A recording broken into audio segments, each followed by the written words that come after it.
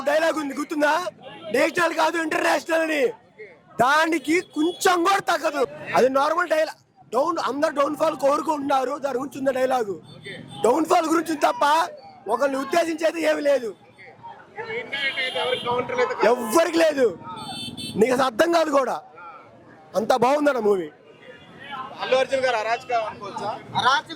అరాచకం ఏందన్నా?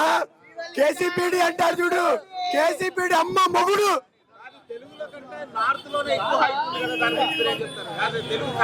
అన్నా తెలుగు ఫ్యాన్స్ ఇంత ఉంటేనే ఇక్కడికి వచ్చి పోరగాలు చేస్తున్నాం. నార్త్ చచ్చిపోతారు. కూతురు మాట్లాడొచ్చా? పర్లేదా?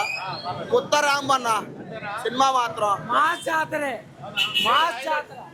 హైలైట్స్ అంటే జాతర అసలు ఇది హైలైట్ అని అనడానికి లేదు. ప్రతిదీ రాంబన్న ఒక్క మాటలో చెప్పాలంటే కొత్త రాంబు. పార్ట్ 2 ఏందన్నా, 3 కూడా ఉందన్నా. పార్ట్ 3 కూడా దానికోసం మళ్ళీ ఇంకో 3 years అవ్వచ్చు. సినిమా మాత్రం కొత్త ర్యాంపు ఏదైనా కానీ. జాతర సీన్ ఒకటి, క్లైమాక్స్ ఒకటి చాలా బాగున్నాయి.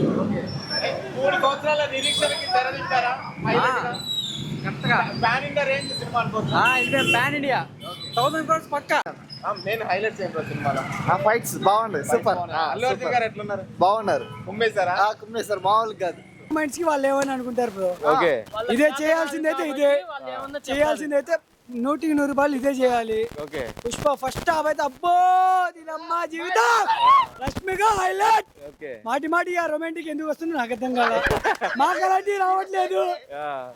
ఏదేమైనా సుకుమార్ గారి థ్యాంక్ యూ చెప్పుకోవాల్సిందే. ఇన్ని 2 years ఏమైంది వెయిట్ చేసి. ఇంకా నెక్స్ట్ హాఫ్ వచ్చి మరి షకావిత్ ఎందుకు చచ్చిపోలేదు నాకు అది బాధ వేస్తుంది. మళ్ళీ ఇంకో పార్ట్ ఉంది సార్, తను చనిపోవడం కూడా ఒక ఇదే ప్లస్ పాయింట్ మనకి. థర్డ్ పార్ట్ కూడా బాగుండేది అనుకుని వెయిట్ చేస్తాను దాని గురించి.